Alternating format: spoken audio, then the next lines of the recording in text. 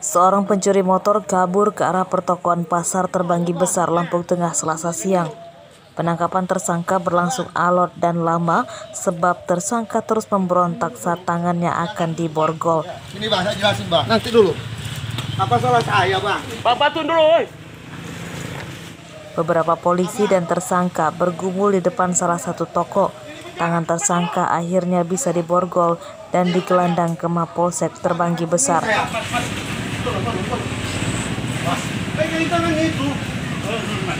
Tersangka bernama Wawan Setiawan, 34 tahun, warga Dono Arum, Terbanggi Besar. Ia rupanya telah mencuri 19 motor di Terbanggi Besar bersama seorang temannya yang kini masih buron. Tersangka membobol rumah pada malam hari dan mencuri motor di dalam rumah korban. Ia menyalakan mesin motor menggunakan kunci T. Pelaku ini telah melakukan pencurian sebanyak 19 TKP di wilayah Polsek Terbanggi Besar. Alhamdulillah sudah ada 9 unit kendaraan bermotor yang sudah berhasil kita amankan. Dari 19 motor yang dicuri, 9 diantaranya belum terjual dan kini disita polisi sebagai barang bukti. Penyidikan kasus ini masih akan dikembangkan polisi untuk memburu temannya yang masih buron. Haris Susanto melaporkan dari Lampung Tengah. Pelan-pelan dah ya. Pelan-pelan. Pelan-pelan. Pelan-pelan, woi. 3 pentolan geng motor yang menganiaya warga di Jalan Jenderal Sudirman, Enggal, Bandar Lampung ditangkap polisi Selasa siang. 2 tersangka berusia 20 tahun bernama Ezan Syah dan Ramananda Saputra dan seorang lagi berusia 16 tahun berinisial RAG. Polisi menyita sebilah sajam berukuran besar dan kayu yang dipakai menganiaya korban serta 3 motor. Pemeriksaan polisi mengungkap fakta para tersangka menganiaya dan merampas ponsel korban. Mirisnya, mereka brutal hanya sekadar ingin terkenal di kalangan geng motor di Bandar Lampung. Supaya terkenal, mereka kerap mencari lawan tawuran dengan geng motor lain. Motifnya adalah ini hanya untuk ekstern aja, hanya untuk terkenal aja supaya dia lebih gagah-gagahan aja karena dia ini adalah anak-anak, sehingga dengan adanya dia tawaran ini menang sehingga tren dia naik di sosial media. Menurut tersangka, geng motor mereka beranggotakan sekitar 70 orang. 2 teman mereka yang menganiaya korban masih buron. Sekali nggak kena, sekali kena Pak, 2 kali Pak. Nancep atau gores doang Pak, karena dia pakai jaket Pak. Kamu itu ngeroyok karena berapa orang perkiraan? Yang pakai korban? Kurang lebih 5 orang. 5 orang? Yang lain kemana? Yang lainnya belum kena Pak. Kalau untuk jumlah geng kamu ada berapa? Jumlah geng kurang lebih 70 orang. Penganiayaan terhadap korban itu terjadi pada Minggu malam lalu. Mereka yang membawa berbagai senjata tajam menganiaya seorang pria di jalan raya. Sebelum menganiaya korban, para tersangka terlibat tawuran dengan geng motor lain. Atas perbuatannya, para tersangka terancam hukuman 5 tahun penjara. Robi Lasto melaporkan dari Bandar Lampung. Mantap, Lampung nih.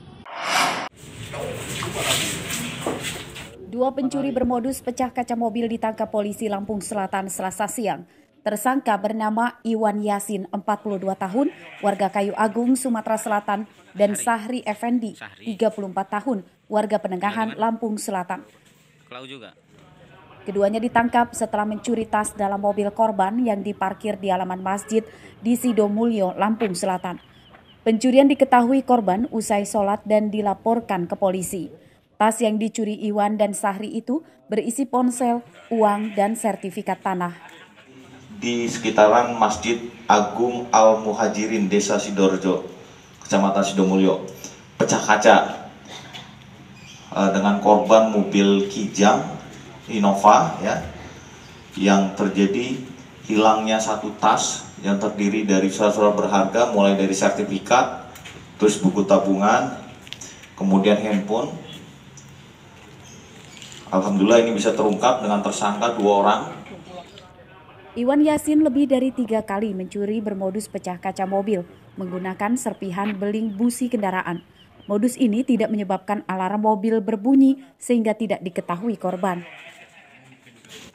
Mecahin kaca mobil. Apa yang kamu ambilin? Isinya? HP doang. Punya siapa itu? Sama siapa kamu?